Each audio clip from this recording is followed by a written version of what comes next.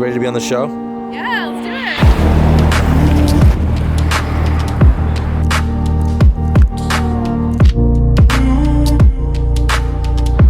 It's such a beautiful day.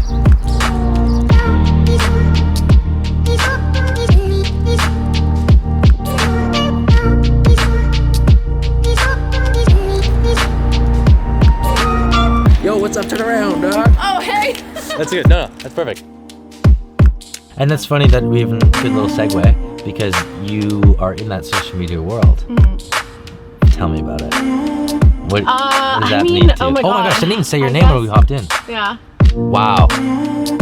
This is neat. Hi. I can't believe I didn't do that.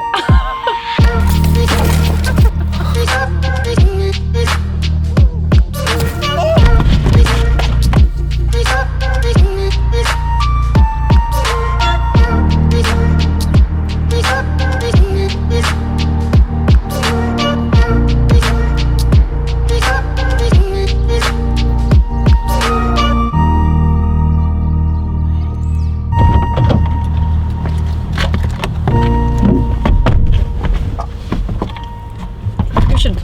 Okay, just switch. Yeah.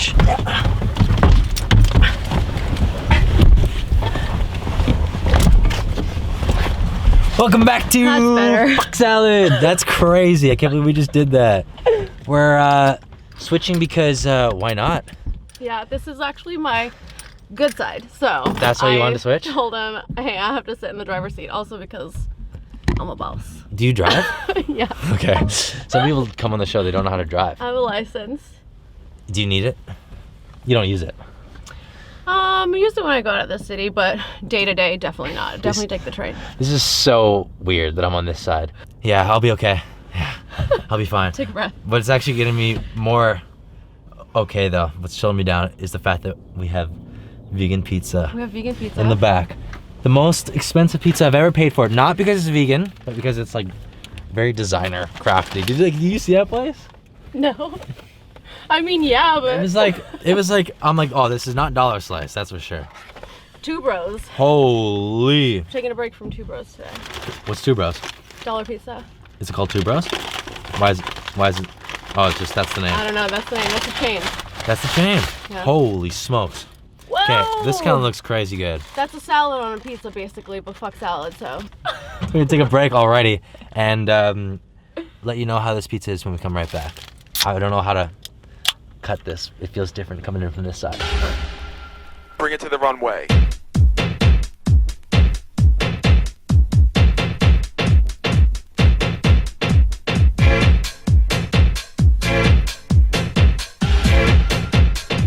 Okay, that was pretty good vegan pizza. Yeah, it was really good. Do you have a favorite spot for pizza? No. No? It's just anywhere. I love pizza, like, unconditionally, I guess. Well, thank you for taking that step and getting the vegan slice with me today. Yeah, I appreciate really it. On this show, we do try to encourage eating vegan as much as possible. So I thank you very much for coming on. Yeah, you're welcome. How long have you lived in New York for? Since 2008. So Wow. this upcoming, like, end of summer will be 12 years. Wow. Can't fucking believe it. 12 years. Yeah. And before that, where'd you grow up? I grew up in California. I moved here for college, so now you know how old I am. When people find out I'm from the West Coast, they're like, oh, which do you like better? And I'm like, it's not like a better situation because they're so different. Like, the things I appreciate about California are growing up there, I was always like 2 hours or less away from like anything that I wanted to do, like beach, snow, surf, city, like deserts, like whatever, everything was there. And here, like in New York, since it's like, I don't know, like the mileage itself is like so small on this like island. I feel like I don't leave like a 3 square mile radius for like months at a time. So I have to like make that effort to really get out into nature. And like, that's what I really, really enjoy doing. So it's kind of like a really different thing. But I guess like one of the things that I really appreciate about living in New York is like, you can literally like do whatever you want. Yeah. You can do whatever the fuck, sorry. No, you can swear. You want. Yeah. Because like there's so much to do in this city and there's so much inspiration. Like you can make a life that you want. Yeah. Whatever that means to you, you'll find it here. You'll find it. And that's what you're doing right now. And that's kind of the reason why I have you on the show, because I am trying to get those creative minds on the show. And I guess we met a couple years ago on some belligerent night that I don't remember, which we don't need to dive into. Yeah. But I was telling you the other night that I think the reason that you're even on the show, that I even asked you to be on the show, is because something about the Instagram algorithm always puts your stuff and your posts in my feed. I don't know if it's because you post a lot. I don't know if it's because maybe I interact with your posts. I don't know what it is. You are in that social media world. Mm-hmm. The story is kind of like goes way back to, let's say, like MySpace or Zanga or whatever, AIM. Like when I was a preteen on the internet in the 90s, like I love the internet. I have an emoji tattoo. Like I just think it's this really cool, brilliant, beautiful thing that like is very powerful. Let's just say that. Okay. Neither good or bad or whatever. I don't want to put any value judgments on it, but I think the internet is fucking awesome. And so I moved to New York City. I started writing for different fashion publications.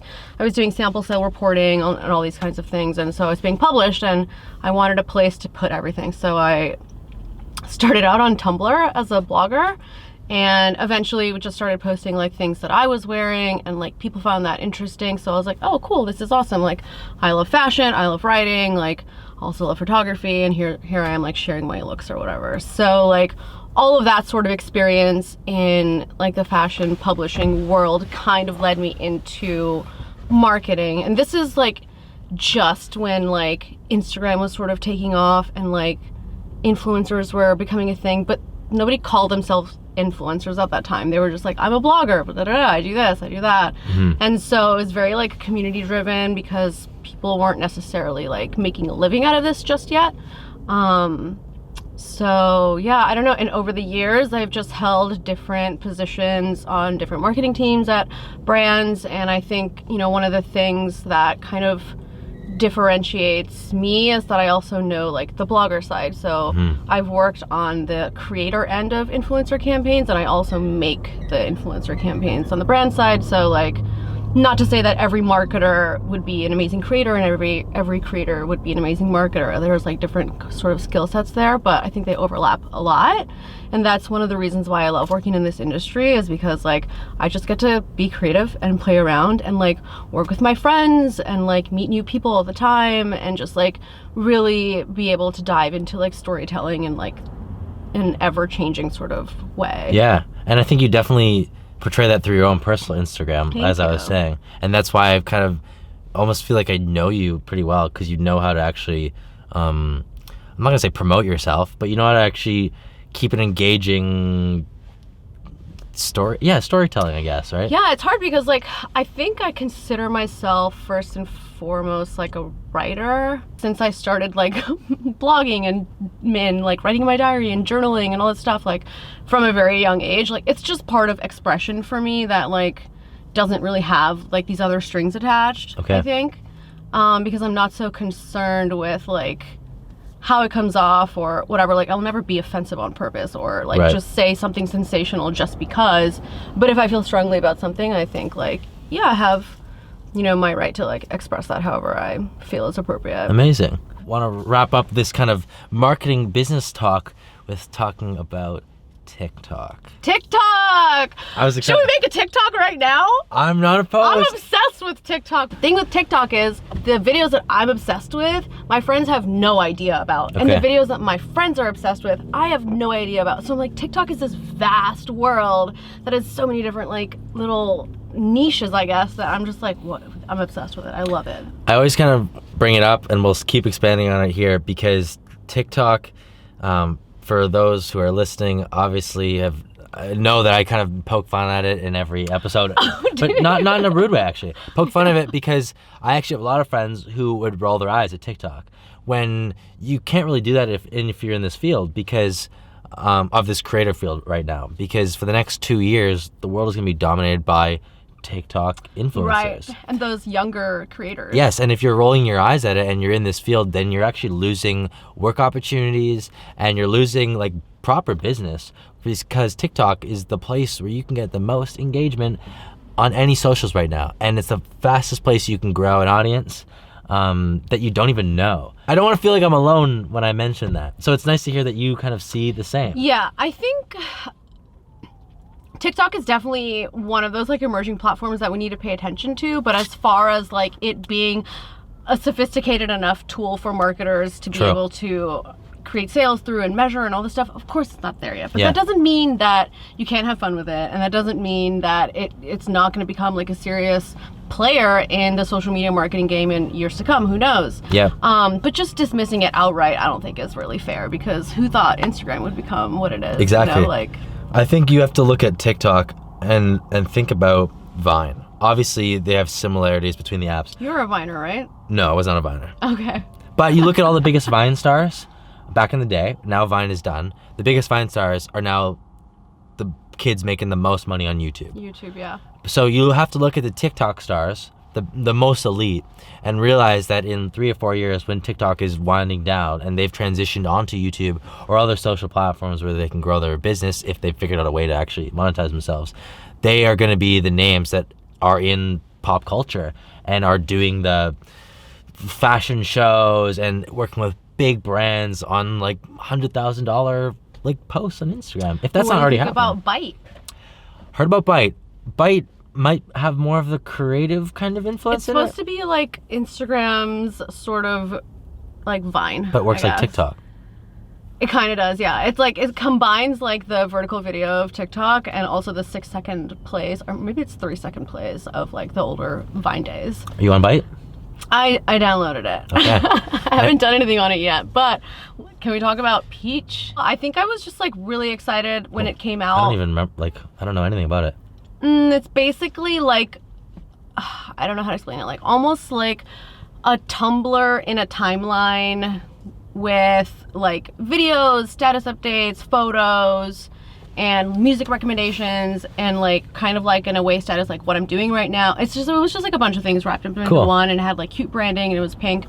And yeah, I think at the time I was just looking for like something new. Like I think I might have gotten a little bit bored with Instagram and like, I don't know, all of this like Twitter chatter and all this stuff. So when it came out, like I think it was promising. Yeah. But again, like I had gotten bored with Instagram, but people's attention spans are so short, I think, with like digital things, that they just kind of like lost interest in Peach. But it's weird, like, you know, if you think about it, like no one has really like risen to the levels of like Facebook, Instagram, even like maybe Snapchat. Like in Yeah. the years that it's been around, they have a monopoly on this. Should we have a moment of silence for the RIP social media platforms? Let's take a moment of silence on our break. We'll be right back. Before we get going here, my neck's been kind of stiff. We're gonna have to. I need my spot back for my outro. Okay, jeez. I need my spot back. I can't do this anymore. Sorry. Bro! I'm sorry. Oh, okay. We're gonna get out of the car in a second here. I have not ever gotten out of that door, so I'm not gonna do it today. I feel so much more comfortable over here. Wow, that was tough. Oh, my neck. It was like so much easier the first time. Well, thanks for coming on the show today. Thanks for having me. We pretty much touched on everything I wanted to talk about. Awesome. I feel like your creative energy in that marketing field was why I brought you on. We had a little bit of a TikTok discussion. Well, let's make a TikTok. Let's go do it right now. Okay.